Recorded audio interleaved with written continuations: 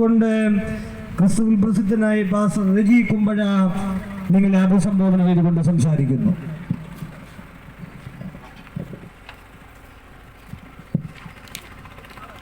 ഈ ശബ്ദപരിധിയിൽ വീടുകളിലും വീഥികളിലും വ്യാപാര സ്ഥാപനങ്ങളൊക്കെ ഇരുന്നു കൊണ്ട് ഞങ്ങളെ ശ്രദ്ധിക്കുന്ന പ്രബുദ്ധരായ ഞങ്ങളുടെ മാന്യ ശ്രോതാക്കൾക്ക് ഞങ്ങളുടെ ക്രിസ്തീയ അഭിവാദ്യങ്ങൾ. ഇന്ന് പ്രഭാതം മുതൽ കരവാളൂരിൻ്റെ വിവിധ ഇടങ്ങളിൽ ഈ സന്ദേശവുമായി ഞങ്ങൾക്ക് എത്താൻ കഴിഞ്ഞതിൽ ഞങ്ങൾ ഏറെ അഭിമാനിക്കുന്നു. ബഹുമാനപ്പെട്ട പോലീസ് അധികാരികളുടെ അനുവാദത്തോടും ഒപ്പം തന്നെ ഈ സമൂഹത്തോടുള്ള ഞങ്ങളുടെ പ്രതിബദ്ധതയോടും കൂടെ തന്നെയാണ് ഈ സന്ദേശ റാലിയുടെ ഭാഗമായി ഞങ്ങൾ ഇവിടെ നിൽക്കുന്നത്. ഈ സന്ദേശ റാലിയിൽ പങ്കെടുക്കുന്ന നിരവധി ആളുകളുണ്ട്. അധ്യാപകന്മാരുണ്ട്, മറ്റ് വിവിധ മേഖലകളിൽ ജോലി ചെയ്യുന്ന ഏറെ ബഹുമാന്യരായ പ്രിയപ്പെട്ടവർ ഞങ്ങളോടൊപ്പം ഉണ്ട്. എന്നാൽ ഞങ്ങളുടെ ജോലിയുടെ ബന്ധത്തിൽ ഞങ്ങൾക്ക് ലഭ്യമാകുന്ന അവധി സമയങ്ങളൊക്കെ ഞങ്ങളിങ്ങനെ ഒത്തൊരുമിച്ച് കൂടി പലയിടങ്ങളിലും ഞങ്ങൾ കടന്നു പോകാൻ ഞങ്ങളെ പ്രേരിപ്പിക്കുന്ന ഘടകം നമ്മുടെ നാട് ഇന്ന് നേരിട്ട് കൊണ്ടിരിക്കുന്ന വലിയ വിപത്ത്, മദ്യവും മയക്കുമരുന്നും ലഹരി പദാർത്ഥങ്ങൾ നമ്മുടെ തലമുറയെ തകർന്നുകൊണ്ടിരിക്കുന്നു, കുടുംബങ്ങളെ തകർത്തുകൊണ്ടിരിക്കുന്നു, വ്യക്തിജീവിതങ്ങളെ അത് മുച്ചോട് തകർത്തുകൊണ്ടിരിക്കുന്നു. ഇന്ന് സമൂഹത്തെ ഒരു അർബുദം പോലെ കാർന്നു തന്നുകൊണ്ടിരിക്കുന്ന മദ്യത്തിൻ്റെയും മയക്കുമരുന്നിൻ്റെയും ലഹരി പദാർത്ഥത്തെ ഉപയോഗത്തിൽ നിന്ന് ഈ തലമുറയെ രക്ഷിക്കുക എന്ന വലിയ ഉദ്ദേശത്തോടു കൂടിയാണ് ഞങ്ങൾ ഇന്ന് ഈ കവലയിൽ എത്തി നിൽക്കുന്നത്. നമുക്കറിയാം, സുന്ദരമായ നമ്മുടെ നാട് വിദ്യാഭ്യാസപരമായും സാംസ്കാരികമായും മറ്റ് സകല മേഖലകളിലും ഉന്നതമായ നിലകളിൽ വിരാജിക്കുന്ന നമ്മുടെ കേരളം ഏറെ അനുഗ്രഹീത നാടാണ്. ഒരു ചെറിയ നാടെങ്കിലും ലോകരാജ്യങ്ങളുടെ ഇടയിൽ പരാമർശിക്കപ്പെടുന്ന നിലയിൽ കേരളത്തിൻ്റെ വിദ്യാഭ്യാസവും കേരളത്തിൻ്റെ സാംസ്കാരിക പൈതൃകവും കേരളത്തിൽ പാർക്കുന്ന ജനങ്ങളുടെ ആതിഥ്യ മര്യാദകളൊക്കെ ലോകരാജ്യങ്ങളുടെ ഇടയിൽ ഏറെ പ്രശംസനീയമാണ്.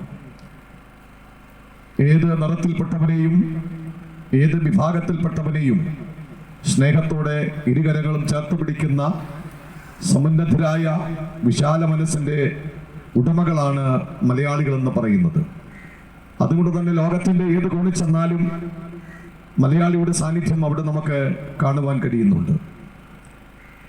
ഏതൊക്കെ മേഖലകളിൽ മലയാളി ചെന്നിട്ടുണ്ടോ അവിടെയൊക്കെ വ്യക്തമായി താൻ ഒരു മലയാളി എന്നതിൻ്റെ വ്യക്തിമുദ്ര പതിപ്പിക്കുവാൻ കഴിഞ്ഞിട്ടുണ്ട്. അതേറെ അഭിമാനാർഹമാണ്.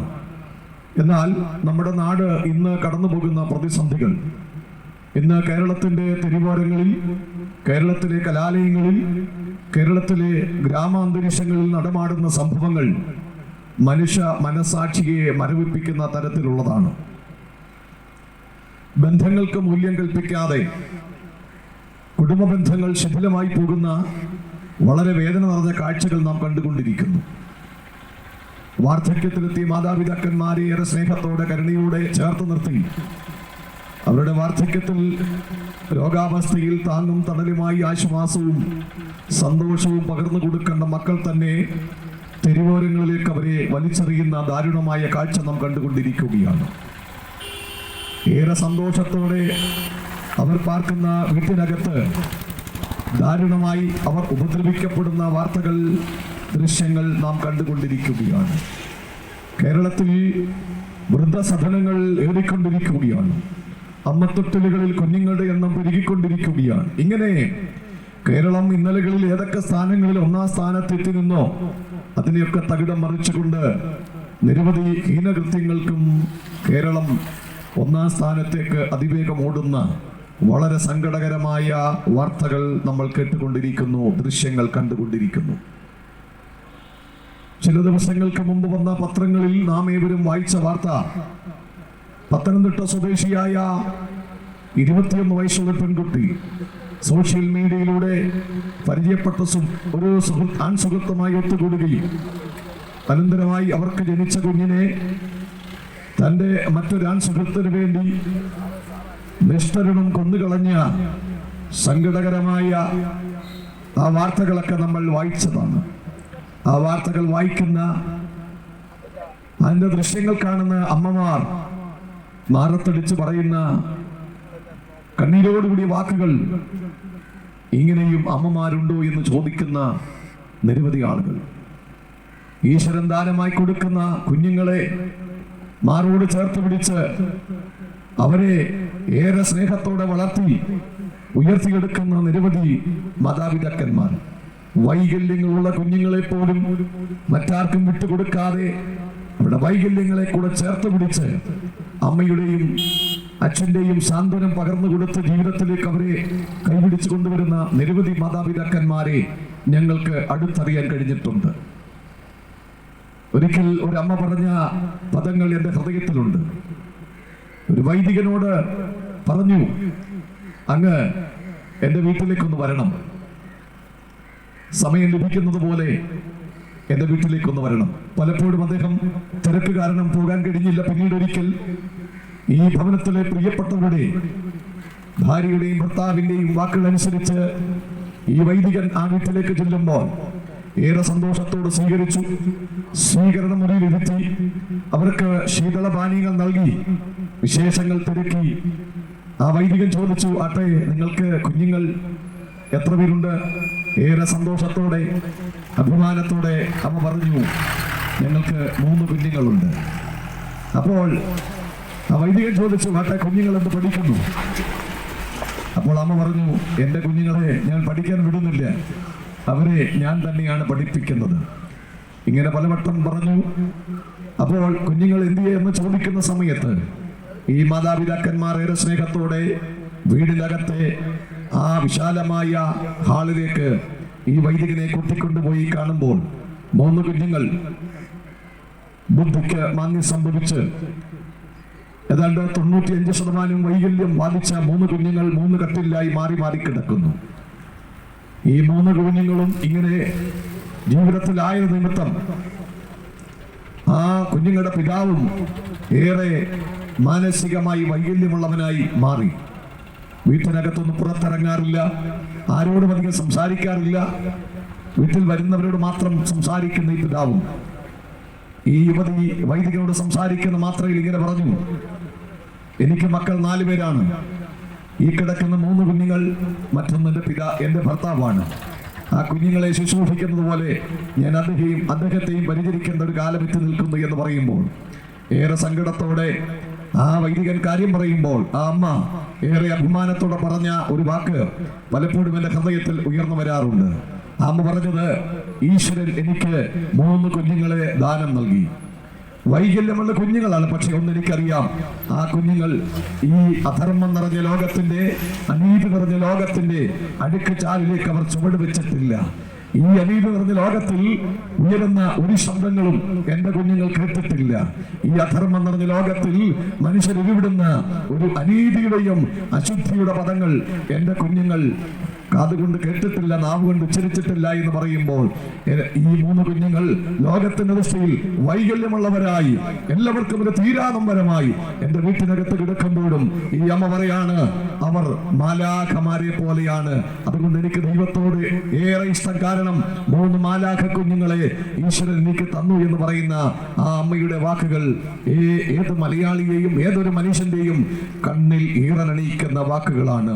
ഇങ്ങനെ വൈകല്യമുള്ള കുഞ്ഞുങ്ങളെ കുഞ്ഞുങ്ങളെ പോലും ചേർത്ത് പിടിച്ച് സംരക്ഷിക്കുന്ന അമ്മമാരുള്ളപ്പോൾ 10-40 വയസ്സെത്തിയിട്ടും കുഞ്ഞുങ്ങളുടെ എല്ലാ കാര്യങ്ങളും അമ്മ ചെയ്തു കൊടുക്കുന്ന നിരവധി അമ്മമാരെ ഞങ്ങൾക്ക് പരിചയപ്പെടുവാൻ അടുത്തറിയാൻ കഴിഞ്ഞിട്ടുണ്ട്. പക്ഷെങ്കിൽ അങ്ങനെയുള്ള അമ്മമാര് സഹനത്തിന്റെ ദീപങ്ങളായ, സഹനത്തിന്റെ നിറകുടങ്ങളായ അമ്മമാരുള്ള കേരളത്തിന്റെ മണ്ണിൽ ഇതാ ഈശ്വരൻ ദാനമായി കൊടുത്ത പിഞ്ചോമനെ കടൽ ഭിത്തിക്ക് എറിഞ്ഞു കൊടുക്കുന്ന അമ്മമാർ ഉദയം ചെയ്തുകൊണ്ടിരിക്കുകയാണ്.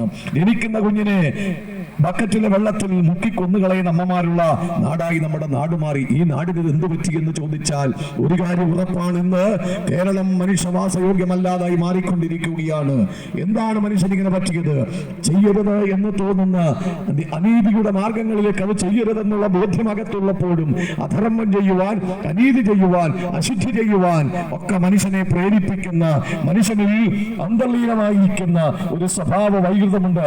അതെന്തെന്ന് കണ്ടുപിടിക്കുവാൻ അതിന് പ്രതിവിധി ചെയ്യുവാനോ ആർക്കും കഴിയാതിരിക്കുമ്പോൾ വൈദ്യശാസ്ത്രത്തിനോ ഇവിടെയുള്ള മറ്റെന്തെങ്കിലും സംവിധാനങ്ങൾക്ക് മനുഷ്യനിൽ രൂഢമൂലമായിരിക്കുന്ന ഈ സ്വഭാവ വൈകൃതത്തെ കണ്ടുപിടിക്കുവാനോ ചികിത്സിക്കാനോ കഴിയാതിരിക്കുമ്പോൾ ഞങ്ങൾ ഈ സന്ദേശത്തിന്റെ പ്രസക്തി എവിടെയാണ്? ആർക്കാണ് ഈ സ്വഭാവത്തിൽ നിന്ന് മനുഷ്യനെ പുറത്തു കൊണ്ടുവരാൻ കഴിയത്?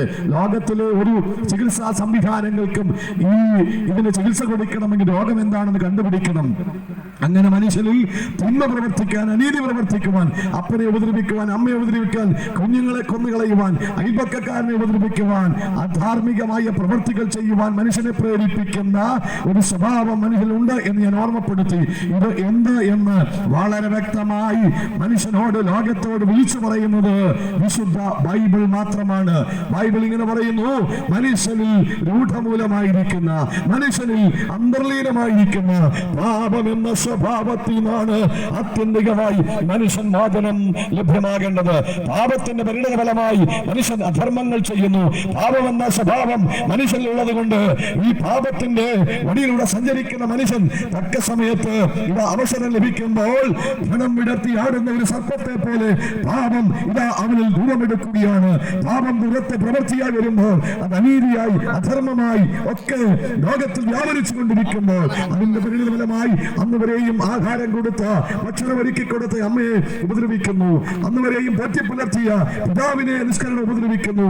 ദൈവം ദാനം കൊടുത്ത കിഞ്ചോമനെ കടൽ ഭിത്തിക്ക് എറിഞ്ഞു കൊല്ലാനൊക്കെ പ്രേരിപ്പിക്കുന്ന ഈ വിധമായ മൃഗീയ സ്വഭാവത്തിന്റെ ഉടമയായി മനുഷ്യൻ മാറുവാൻ ആത്യന്തിക കാരണം മനുഷ്യനിൽ രൂഢമൂലമായിരിക്കുന്ന പാപമെന്ന സ്വഭാവമാണ്. പാപമില്ലെന്ന് പറയുവാൻ ആർക്കും കഴിയത്തില്ല, ഒരു വ്യത്യാസവുമില്ല. എല്ലാവരും പാപം ചെയ്ത് ദൈവ തേജസ്സില്ലാത്തവരായി തീർന്നിരിക്കുന്നു.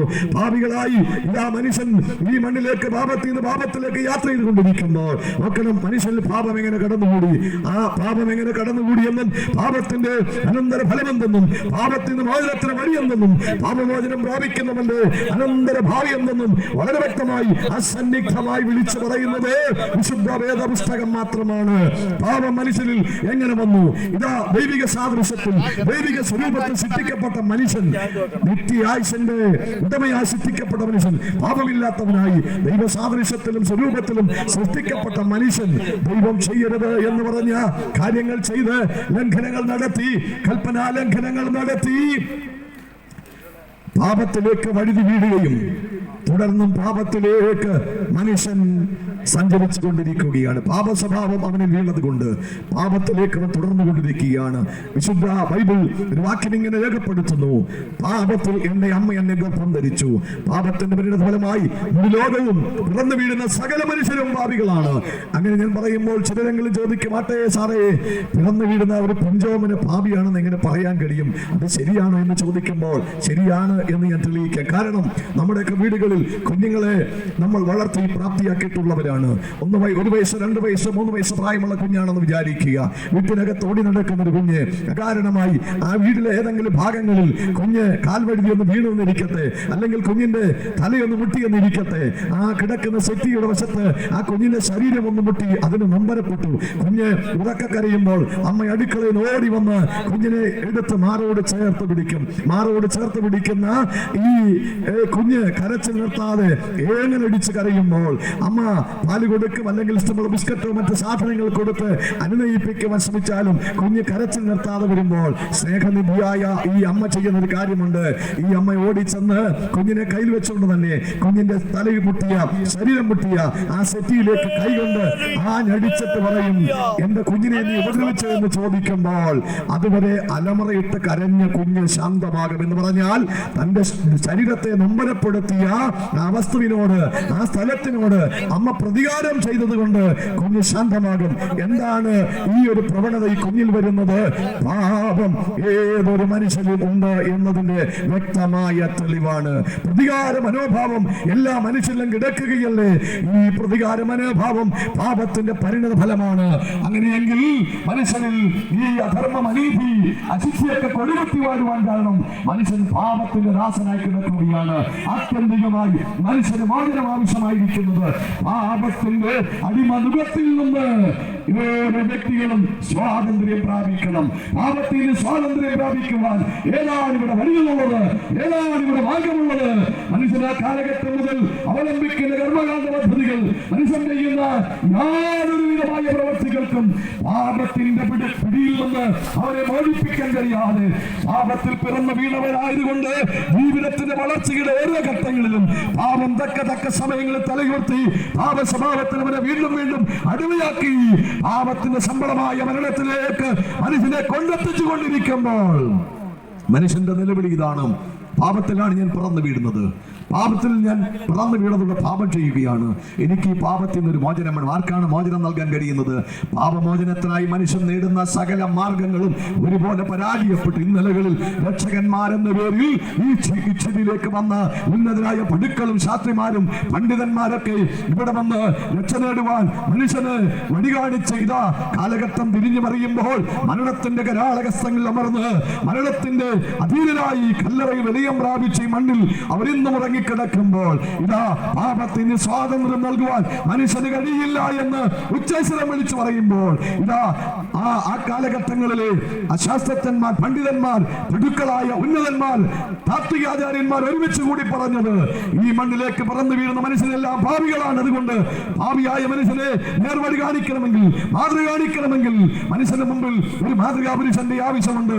മനുഷ്യന് വേണ്ടി മുമ്പിൽ നിന്ന് വഴി കാണിക്കുവാൻ ഒരു മാതൃകാ പുരുഷന്റെ ആവശ്യമുണ്ട്. അതുകൊണ്ട് ഉന്നതമായ പഠനശാലകൾ പടുത്തുയർത്തി അവിടെ അവർ ആളുകളെ പഠിപ്പിച്ച് അവർ മനുഷ്യന്റെ മുമ്പിൽ മാതൃകയായി ജീവിക്കുവാൻ വഴികൾ തേടുമ്പോൾ ഇതാ അവർ കണ്ടെത്തിയ മനുഷ്യരെല്ലാവർക്കും തന്നെ ശ്രേഷ്ഠനായ മാതൃക നിൽക്കാൻ കഴിയുന്നവരെ കണ്ടെത്താൻ കഴിയാതിരിക്കുമ്പോൾ അവർ കണ്ടെത്തിയവരും പഠിപ്പിച്ചുയർത്തിയവരും ഉന്നത പടുക്കളെല്ലാം മരണത്തിന് മുമ്പിൽ അവർ നമ്മൾ ശിരസ്കരായി മരണത്തിന് മുമ്പിൽ തകർന്നുകൊണ്ടിരിക്കുമ്പോൾ ഇതാ ഒന്നിച്ചുകൂടി പണ്ഡിത ലോകം ഇങ്ങനെ പറഞ്ഞു: ഇങ്ങനെ നമ്മുടെ ചോദ്യങ്ങൾക്ക് മറുപടി തരുവാൻ ആർക്കും കഴിയാതെ നമ്മുടെ ചോദ്യങ്ങൾ വലിയ ചിഹ്നത്തോടുകൂടി നിൽക്കുമ്പോൾ ഇതിന് മറുപടി പറയുവാൻ മറ്റൊരു മണ്ഡലത്തിൽ നിന്ന്, പാപമില്ലാത്തൊരു മണ്ഡലത്തിൽ നിന്ന്, അനീമസമായ മണ്ണിനും മാനവ പ്രകൃതിക്കും അതീതമായി മറ്റൊരു മണ്ഡലത്തിൽ നിന്നും ഇവിടേക്ക് ഒരുവൻ വന്നുവെങ്കിൽ മാത്രമേ ഈ ചോദ്യങ്ങൾക്ക് മറുപടിയുള്ളൂ എന്ന് ഉച്ചൈസരം പണ്ഡിത ലോകം വിളിച്ചു പറയുമ്പോൾ താത്വിക ലോകം ആഗ്രഹിക്കുന്നു മറ്റൊരു മണ്ഡലത്തിൽ നിന്ന് ഒരുവൻ ഇവിടെ വരണമെന്ന്.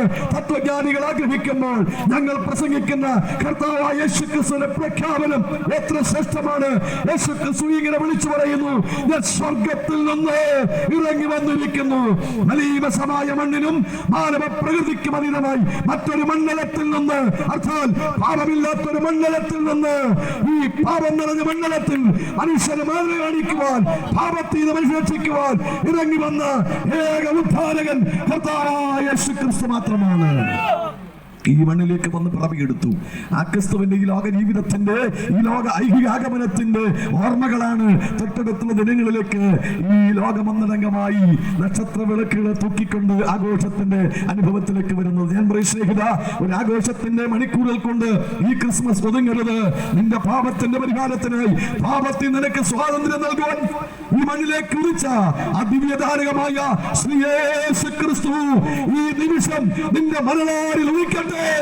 പാപത്തിൽ നിന്ന് സ്വാതന്ത്ര്യം നൽകുവാൻ ഒരേ ഒരുവൻ യേശുക്രിസ്തു മാത്രമാണ്. ഇതാ പാപത്തിൽ നിന്ന് മോചനം നേടുവാൻ മനുഷ്യൻ പലവഴി ആഗ്രഹിക്കുമ്പോൾ യേശുക്രിസ്തുവിനല്ലാതെ മറ്റാർക്കും സ്വാതന്ത്ര്യം നൽകാൻ കഴിയത്തില്ല. ബൈബിൾ ഇങ്ങനെ വിളിച്ചു പറയുന്നു: പുത്രൻ സ്വാതന്ത്ര്യം വരുത്തിയാൽ നിങ്ങൾ സാക്ഷാൽ സ്വതന്ത്രരാകും. സ്വാതന്ത്ര്യത്തിനായിട്ട് ക്രിസ്തു നിങ്ങളെ സ്വതന്ത്രരാക്കി. ആകയാൽ നിങ്ങൾ ഇനി അടിമനുഖത്തിൽ കുടുങ്ങിപ്പോകരുത്. പാപത്തിന്റെ അടിമനുഖത്തിൽ നിന്ന്, അനീതിയുടെ അടിമനുഖത്തിൽ നിന്ന്, അധർമ്മത്തിന്റെ അടിമനുഖത്തിൽ നിന്ന് നിങ്ങളെ സ്വാതന്ത്ര്യത്തിന്റെ മേഖലയിലേക്ക് കൈപിടിച്ച് നയിക്കുവാൻ കഴിയുന്ന ഏകരക്ഷാനായകൻ കർത്താവായ യേശുക്രിസ്തു മാത്രമാണ്. കർത്താവായ യേശുക്രിസ്തു എങ്ങനെയാണ് മനുഷ്യന് സ്വാതന്ത്ര്യം വരുത്തിയത്? അദ്ദേഹം ഈ മണ്ണിലേക്ക് വന്നിട്ട് ഉടരി പറഞ്ഞ വാക്കുകൾ കൊണ്ട് മനുഷ്യനെ ആ ഉന്നതമായ നിലയിൽ കൊണ്ടുവന്ന് പരിഹാരം വരുത്തുകയായിരുന്നില്ല. മനുഷ്യന്റെ മുമ്പിൽ മാതൃക കാണിച്ചുകൊണ്ട് ഭൂലോകത്തിന്റെ പാപത്തിൽ നിന്ന് പരിഹാരം വരുത്തുവാൻ, സ്വാതന്ത്ര്യം നൽകുവാൻ, പാപത്തിന് ശമ്പളം മരണമെന്ന ദൈവിക വിധി നിലനിൽക്കുമ്പോൾ മരണത്തിലേക്ക് മനുഷ്യരാശിയെ വിട്ടുകൊടുക്കാതെ പാപത്തിന് ശമ്പളമായ മരണം വരിക്കുവാൻ മഹാദൈവത്തിനും അടിത്തളം വിട്ട് മാലാഖമാരുടെ ആരാധന വിട്ട് ഈ മഹീതലത്തിലേക്ക് അവതരിച്ച് മാനവ മാലിന്യങ്ങൾ മനസ്സോടെ തന്റെ മഹനീയമായ ശരീരത്തിൽ വഹിച്ച് മനക്കുരിശിൽ മരിച്ച ശ്രീ യേശുക്രിസ്തുവിന്റെ കാൽവരി ക്രൂശിലെ പാപപരിഹാര യജ്ഞത്തിലൂടെ മാത്രമാണ് മാനവജാതിയുടെ പാപമോചനവും പാപത്തിൽ നിന്നുള്ള സ്വാതന്ത്ര്യവും ലഭ്യമാകുന്നത്. ക്രിസ്തുവിന്റെ ക്രൂശുമരണം മുടിലോകത്തിന്റെ ഈ പാപത്തിൽ നിന്നുള്ള മോചനമായിരുന്നെങ്കിൽ, എന്നെ കേൾക്കുന്ന മാന്യ സഹോദരങ്ങളെ, സ്വഭാവ ഈ ക്രൂശു മരണത്തിലൂടെ മുഴുലോകത്തിൽ ലഭ്യമായ നിത്യരക്ഷ, പാപത്തിൽ നിന്നുള്ള സ്വാതന്ത്ര്യം ഏതൊരാളും വ്യക്തിപരമായി കരഗതമാക്കണം എന്നുള്ളത് വിശുദ്ധ തിരുവെടുത്ത് മുമ്പോട്ട് വെക്കുന്ന അസന്നിഗ്ധമായ, ആർക്കും നിരാകരിക്കാൻ കഴിയാത്ത സന്ദേശമാകിയാൽ എല്ലാവരും ഒരുപോലെ ഹൃദയംഗമായി സ്വീകരിക്കണം എന്നുള്ളതാണ്. നോക്കണം, ക്രിസ്മസിന്റെ നല്ല നാളുകൾ എല്ലാവരും അതിന് നിലയിൽ കൊണ്ടാടുമ്പോൾ ഈ ക്രിസ്മസ് ഒന്നോർക്കണം, നിങ്ങളുടെ പാപത്തിന് പരിഹാരത്തിനായി ക്രൂശിൽ മരിക്കുവാൻ ഈ മണ്ണിലേക്ക് ഇറങ്ങി വന്ന യേശുക്രിസ്തു വന്ന ദൈവപുത്രന്റെ ആ അനുഗ്രഹീതമായ വരവ് നിങ്ങൾക്ക് രക്ഷാകാരണമായി തീരട്ടെ. ഞങ്ങളെ അയക്കുന്ന കവലകളിൽ ഈ സന്ദേശം ഞങ്ങൾ സധൈര്യം വിളിച്ചു പറയുമ്പോൾ നിരവധി ആളുകൾ ഞങ്ങളെ ശ്രദ്ധിച്ചു കൊണ്ടിരിക്കുമ്പോൾ എന്നെ കേൾക്കുന്ന പ്രിയപ്പെട്ടവരെ, പാപത്തിന് പരിഹാരം വരുത്തുവാൻ ഒരേ ഒരു മാർഗം, നിരവധി മാർഗങ്ങളില്ല. ഏക വഴി, ഏക സത്യം, ഏക ദൈവം, അത് കർത്താവായ യേശുക്രിസ്തു മാത്രമാണ്.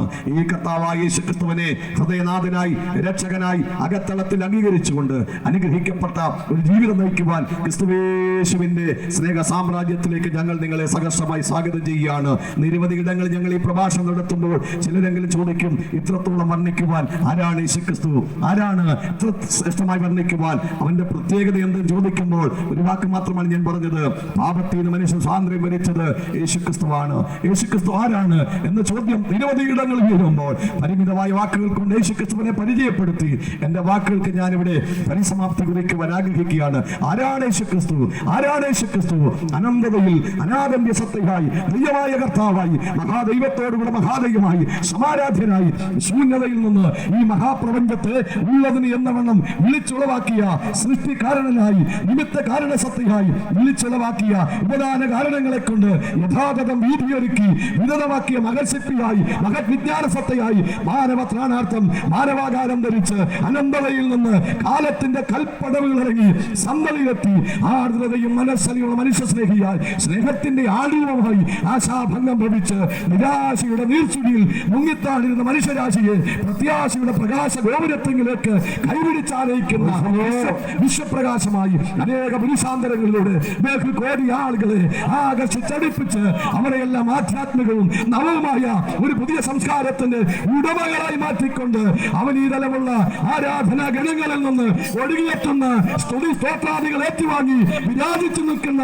സർവാരാധനായി വന്നിക്കുന്നവരെ നിന്ദിക്കാരെയും ഒരുപോലെ ആശീർവദിക്കുന്ന അനുഗ്രഹകർത്താവായി ആർക്കും പൂരിപ്പിക്കാൻ കഴിയാത്ത അപൂർവ സമസ്യയായി ആവനിയിലും ആകാശത്തിലും അനന്ത ധവളിമ പരത്തു നിൽക്കുന്ന പ്രസന്നനായ പ്രകാശമൂർത്തിയത്രേ ഞങ്ങൾ ഉയർത്തുന്ന ലോകരക്ഷകനായ പാപത്തിന് സ്വാതന്ത്ര്യം നൽകുന്ന വഴിയായ സത്യമായ ജീവനായ യേശു ക്രിസ്തു.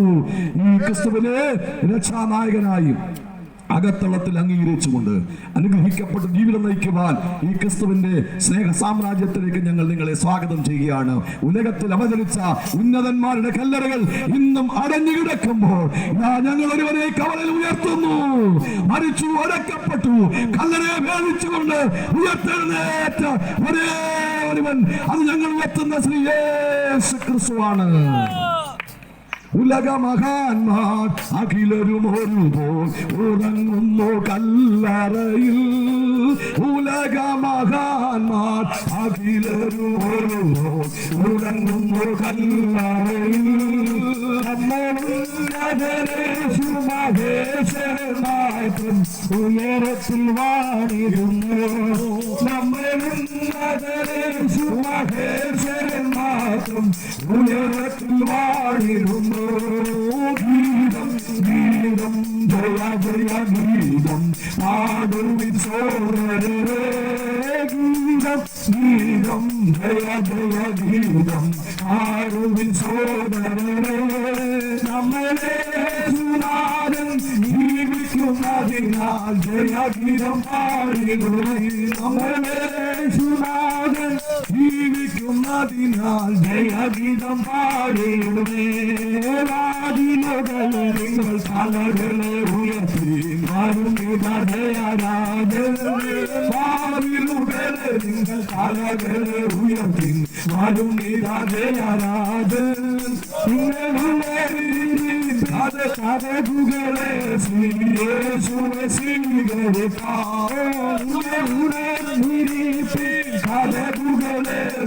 യേശുവെ സ്വീകരിപ്പാൻ. ഗീതം ഗീതം ജയ ജയ ഗീതം പാടുവിൻ സോദരരേ. ഗീതം ഗീതം ജയ ജയ ഗീതം പാടുവിൻ സോദരരേ. നമ്മളെ സുനാദൻ ജീവിക്കുന്നതിനാൽ ജയഗീതം പാടിടുവേ. നമ്മളെ സുനാദൻ ജീവിക്കുന്നതിനാൽ ജയഗീതം പാടിടുവേ. പാപം ശാപം സകലവും അവതരിച്ചികളാകും. ശാപോ സകലവും അവതരിച്ചികളാകും. ദൈവത്തെ വന്ദരിഞ്ഞവനാ രക്ഷകൻ ജീവിക്കുന്നു. വന്ദരിഞ്ഞവനാ രക്ഷകൻ ജീവിക്കുന്നു. ഗീതം ഗീതം ജയ ജയ ഗീതം പാടുവിൻ സോദരരേ. ഗീതം ഗീതം ജയ ജയ ഗീതം പാടുവിൻ സോദരരേ. ജീവിക്കുന്നതിനാൽ ജയഗീതം പാടിടുവേ. നമ്മളെ സുനാദൻ ജീവിക്കുന്നതിനാൽ ജയഗീതം പാടിടുവേ. കലുഷതയകറ്റി കണ്ണുകൾ തുടപ്പാലിൽ സുഖരായിരുത്തേ. കലുഷതയകറ്റി കണ്ണുനിൽ തുടപ്പിലും സുഖരായിരുത്തേ. നമ്മളാത്മനാഥൻ ജീവിക്കവേ ഇനി അലസത ശരിയാണോ. നമ്മളാത്മനാഥൻ ജീവിക്കവേ ഇനി അലസത ശരിയാണോ. ഗീതം ഗീതം ജയ ജയ ഗീതം പാടുവിൻ സോദരരേ. ഗീതം ഗീതം ജയ ജയ ഗീതം പാടുവിൻ സോദരരേ. നമ്മളെ സുനാദൻ ജീവിക്കുന്നതിനാൽ ജയഗീതം പാടിടുവേ. നമ്മളെ സുനാദൻ ജീവിക്കുന്നതിനാൽ ജയഗീതം പാടിടുവേ. നിങ്ങൾക്ക് വേണ്ടി ഞങ്ങൾ പ്രാർത്ഥിക്കാൻ ആഗ്രഹിക്കുന്നു. കൂടുതൽ ഞങ്ങൾ പറഞ്ഞ ഈ ക്രിസ്തുനാഥന്റെ സനാതനമായ സന്ദേശത്തെ പറ്റി കൂടുതൽ നിങ്ങൾ അറിയാൻ ആഗ്രഹിക്കുന്നുണ്ടെങ്കിൽ ഇവിടെ സമീപ പ്രദേശത്ത് ഇമാനുവേൽ ചർച്ച് ഓഫ് ഗോഡ് എന്ന് പറഞ്ഞൊരു ദൈവസഭയുണ്ട്. അവിടെ അനുഗ്രഹിതനായ കർത്തദാസൻ പാസ്റ്റർ പ്രത്യേക സഭകൾ നിങ്ങൾക്ക് വേണ്ടി ഉണ്ടായിരിക്കുന്നതായിരിക്കും. നിങ്ങളുടെ ഏത് വിഷയങ്ങൾക്കും സംശയങ്ങൾക്കും പരിഹാരം നൽകുവാൻ അവിടെ നിങ്ങൾക്ക് ചെല്ലാം. ഏത് വിഷയങ്ങൾക്ക് പ്രാർത്ഥിക്കാൻ നിങ്ങൾക്ക് അവിടേക്ക് ചെല്ലാം. ഞങ്ങൾ നിങ്ങൾക്ക് വേണ്ടി പ്രാർത്ഥിച്ച് ഈ യോഗം ഇവിടെ സമാപിപ്പാൻ ആഗ്രഹിക്കുന്നു. ഈ എം ജ്യോതി ഗോസ്പൽ മീഡിയയുടെ ഡയറക്ടർ പാസ്റ്റർ മാത്യു മല്ലശ്ശേരി അവരെ ക്ഷണിക്കുന്നു. ഞങ്ങളെ അധികമായി സ്നേഹിക്കുന്ന ഞങ്ങളുടെ നല്ല ദൈവമേ, നല്ല സന്ധ്യാസമയത്തിനായിട്ട് ഞങ്ങൾ അങ്ങേക്ക് സ്തോത്രം ചെയ്യുന്നു. ഇന്ന് രാവിലെ സമയത്തിൽ ദൈവമേ, ഞങ്ങൾ കരുവാളുടെ പ്രദേശത്തിൽ പ്രാർത്ഥിച്ചാരംഭിച്ചതാകുന്ന ഈ ലഹരി വിരുദ്ധ ബോധവൽക്കരണ സ്വദേശയാത്ര ഈ പ്രദേശത്തിൻ്റെ ചുറ്റുപാടുകളിൽ വിവിധയിടങ്ങളിൽ ഞങ്ങൾക്ക് കർത്താവായ യേശു ക്രിസ്തുവിലൂടെ ഞങ്ങൾക്ക് ദൈവം തന്നിരിക്കുന്ന ആത്മീയ അധികാരം ഉപയോഗിച്ചുകൊണ്ട് ദേശത്തെക്കുറിച്ചുള്ളതാകുന്ന ആ വലിയ താല്പര്യത്തോടു കൂടി ഞങ്ങൾക്ക് ഞങ്ങളുടെ മക്കൾക്ക് ഈ ദേശങ്ങളിൽ കടന്നു വന്ന് യേശു ക്രിസ്തുവിനെ പരിചയപ്പെടുത്തുവാൻ ഇന്ന് കാലഘട്ടം അഭിമുഖീകരിച്ചുകൊണ്ടിരിക്കുന്ന നീറിപ്പകയുന്ന നിരവധി വിഷയങ്ങളെക്കുറിച്ചുള്ള ബോധവൽക്കരണം നടത്തേണ്ടൊക്കെ വേണം. അങ്ങനെ ദാസന്മാരാകുന്ന എളിയവർക്ക് ദൈവം തന്ന നല്ല സാവകാശമായി സ്തോത്രം ചെയ്യുന്നു. ഇന്ന് രാവിലെ പ്രാർത്ഥിച്ചാരംഭിച്ച സമയം മുതൽ ഇതുവരെയും ഞങ്ങൾ നിന്ന് ഓരോ ഇടങ്ങളിലും സർവത്തിലെ ദൈവത്തിന്റെ സൈന്യത്തെ ഞങ്ങൾക്ക് ഇറക്കി കാവൽ നിന്നു. ഞങ്ങളുടെ ദൈവദാസന്മാരെ അവിടുന്ന് ശക്തീകരിച്ചു. ദൈവത്തിന്റെ വചനം സംസാരിപ്പാൻ തക്ക വേണം ബുദ്ധിയും ജ്ഞാനവും കഴിവും വിവേകവും കൊടുത്ത് ദൈവം അവിടുന്ന് പരിപാലിച്ചതിനായി ദൈവത്തിന് സ്തോത്രം ചെയ്യുന്നു. ദൈവത്തിന്റെ നാമത്തിൽ ഞങ്ങൾ വാരിയുദ്ധപ്പെട്ട ദൈവത്തിന്റെ വചനം അത് അനേകരുടെ ഹൃദയങ്ങൾ ജീവന്റെ തുടിപ്പിന് കാരണമാകുവാൻ, ആത്മരക്ഷയ്ക്ക് കാരണമാകുവാൻ, അനേക കുടുംബങ്ങളിൽ സന്തോഷത്തിന് കാരണമാകുവാൻ, സമാധാനത്തിന് കാരണമാകുവാൻ, അനേക പ്രിയപ്പെട്ടവർ മധ്യത്തിനും മയക്കുമരുന്ന് വിടുതൽ പ്രാപിച്ച് രക്ഷകനായ ക്രിസ്തുവിനെ അറിയുവാനും നിത്യരക്ഷ പ്രാപിപ്പാൻ ദൈവമേർന്ന് ഇടവരുത്തണമെന്ന് ദൈവത്തോട് പ്രാർത്ഥിക്കുന്നു. ദേശത്തിൽ അനർത്ഥം പരിഹരിക്കേണ്ടിയിരിക്കുന്നു. അനിഷ്ട സംഭവങ്ങൾ വർദ്ധിച്ചുകൊണ്ടിരിക്കുന്നു. എന്നാൽ ദൈവത്തോടെയുള്ള സമാധാനത്താൽ ദേശത്തെ ദൈവം സന്ദർശിക്കണമേ എന്ന് ദൈവത്തോട് പ്രാർത്ഥിക്കുന്നു. ഞങ്ങളുടെ ദേശത്തെ ഓർത്ത് പ്രാർത്ഥിക്കുന്നു. ഈ ദേശത്തിന്മേൽ പരിഗണന ദൈവത്തിന് തന്നെ ഉണ്ടാകണമേ. അനിഷ്ട സംഭവങ്ങൾ, മഹാരോഗങ്ങൾ, മാറാരോഗങ്ങൾ ഇതിൽ നിന്നൊക്കെ ദൈവം വിടുതൽ കൊടുക്കണമേ എന്ന് ദൈവത്തോട് പ്രാർത്ഥിക്കുന്ന ദൈവമേ, മനുഷ്യരുടെ പാപങ്ങളെ ക്ഷമിക്കണമേ. നിത്യതയ്ക്ക് വേണ്ടി ദൈവം ജീവങ്ങളെ ഒരുക്കണമേ. സമാധാന സമൃദ്ധിയുള്ളവരായി, സമ്പൽ സമൃദ്ധിയുള്ളവരായി, ജീവിതത്തിൽ സമാധാനമുള്ളവരായിട്ട്, ആരോഗ്യ സമ്പുഷ്ടിയുള്ളവരായി ഞങ്ങളുടെ ഈ പ്രദേശത്തുള്ള പ്രിയപ്പെട്ടവരെ ആക്കി തീർപ്പാൻ തക്കവണ്ണം ദൈവം പ്രസാദിക്കണമെന്ന് ദൈവത്തോട് പ്രാർത്ഥിക്കുന്നു. മനസ്സാവാചാകർമ്മണ മനുഷ്യൻ പാപികളാണെന്നാൽ മാനവകുലത്തിന്റെ പാപത്തിന്റെ പരിഹാരത്തിന് വേണ്ടി കാൽവറിയിലെ കൊലകളുടെ യാഗമായി തീർന്ന ക്രിസ്തു മൂന്നാം നാൾ ഉയർത്തെഴുന്നേറ്റ് ഞങ്ങൾക്ക് വേണ്ടി പക്ഷപാതം ചെയ്ത ക്രിസ്തുവിന്റെ സ്നേഹം ഞങ്ങളെ ഇഞ്ഞടി ഈ ദേശത്തെ മാടി വിളിക്കുന്നതായി സ്തോത്രം ചെയ്യുന്നു. ദൈവദാസന്മാരെ എല്ലാം ദൈവം അനുഗ്രഹിച്ചതായി സ്തോത്രം ചെയ്യുന്നു. ഇപ്പോൾ ഞങ്ങളുടെ ഈ പ്രവർത്തനം ഇന്നത്തെ മീറ്റിംഗിലൂടെ അത് അവസാനിക്കുമ്പോൾ ദൈവം ഞങ്ങളെ നിരക്കുന്ന ഈ ദേശത്തെ അനുഗ്രഹിക്കണം. രാത്രിയുടെ സ്തോത്രം സകലം കർത്താവായ യേശുവിന്റെ തന്നെയുള്ള അത് തന്നെ. ആമേൻ.